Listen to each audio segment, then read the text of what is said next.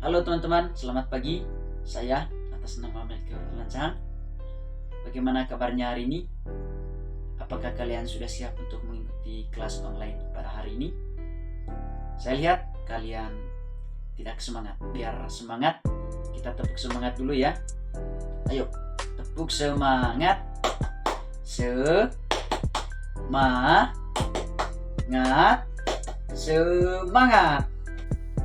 Sebelum kita masuki ke dalam pembelajaran kita pada hari ini, apakah teman-teman tahu apa sih itu norma?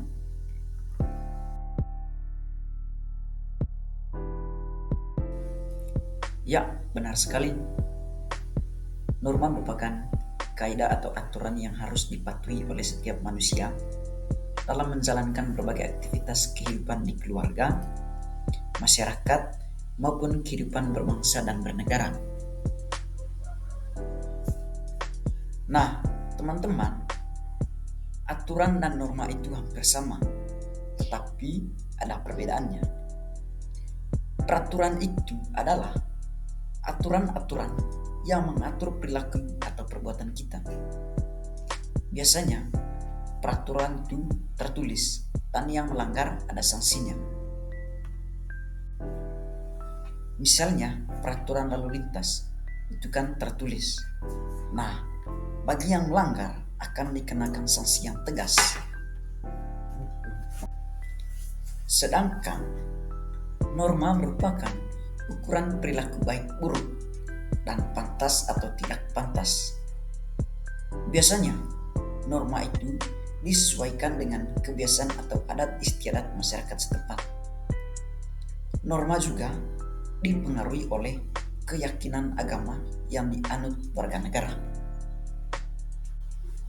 Nah, adik-adik, itu tadi bedanya antara norma dan peraturan. Jadi, norma itu adik-adik berbeda dengan peraturan. Nah, sekarang adik-adik, mari kita belajar lebih lanjut tentang norma. Norma yang berlaku di masyarakat adik-adik dapat dikelompokkan ke dalam 4 macam. Baik adik-adik, yang pertama itu adalah norma agama. Norma agama berarti aturan yang berhubungan dengan agama atau kegiatan kita pada Tuhan.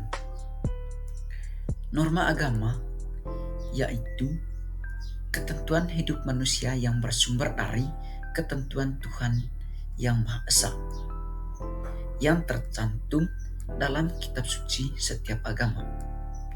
Ini berarti norma setiap agama itu berbeda-beda.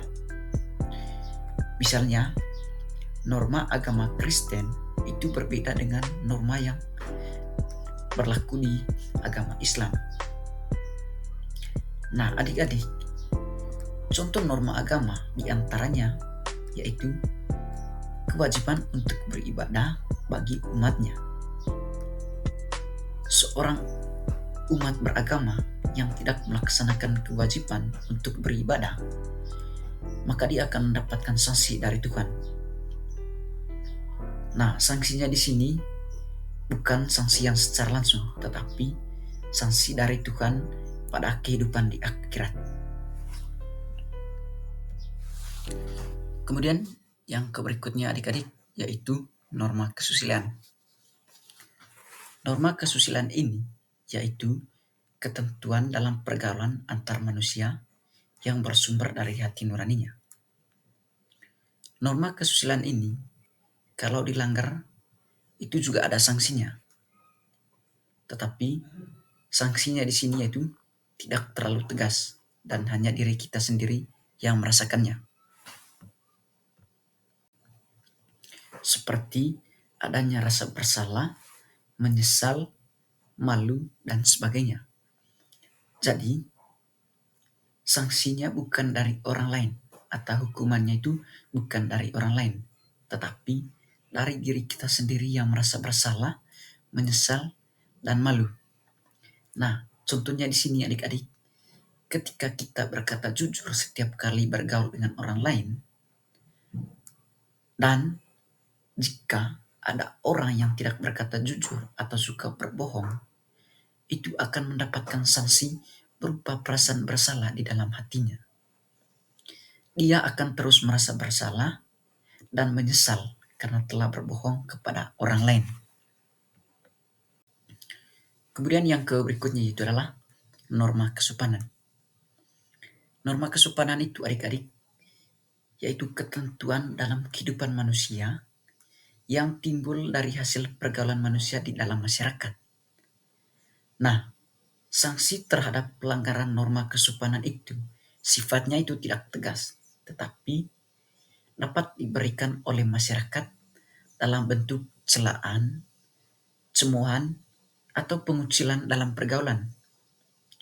Jadi, kalau kalian melanggar norma kesopanan itu, akan mendapatkan sanksi yang tidak tegas, yaitu berupa cemoohan, kemudian pengucilan dalam pergaulan.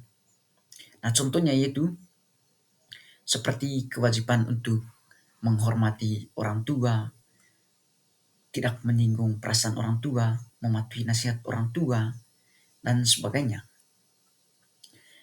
Anak yang tidak menghormati orang tuanya, ia akan dikucilkan oleh orang tuanya. Kemudian dapat dikucilkan oleh saudara-saudaranya ataupun anggota keluarga masyarakat lainnya.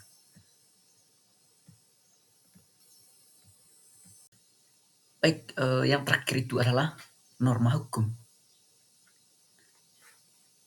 Nah, adik-adik, norma hukum yaitu aturan yang dibuat dan ditetapkan oleh badan yang berwenang mengatur manusia dalam kehidupan berbangsa dan bernegara.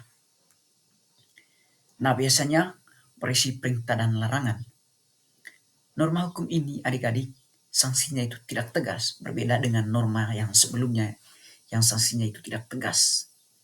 Namun, pada norma hukum ini adik-adik, sanksinya itu tegas dan nyata, serta mengikat dan memaksa bagi setiap orang tanpa kecuali. Biasanya itu berbentuk hukuman dan denda. Contohnya itu adik-adik, kalau adik-adik mencuri, itu akan masuk penjara. Misalnya, nah adik-adik, norma yang disebut di atas itu harus dipatuhi oleh setiap anggota masyarakat.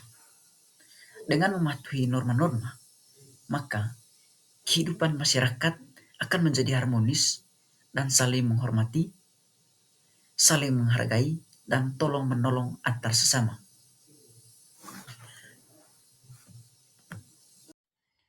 Nah, adik-adik, demikian pembelajaran kita pada hari ini mengenai konstitusi dan norma di masyarakat. Saya berharap semoga kalian mendapatkan pembelajaran yang menyenangkan hari ini, dan sampai jumpa di kelas online selanjutnya dengan materi yang tidak kalah menarik lagi. Terima kasih.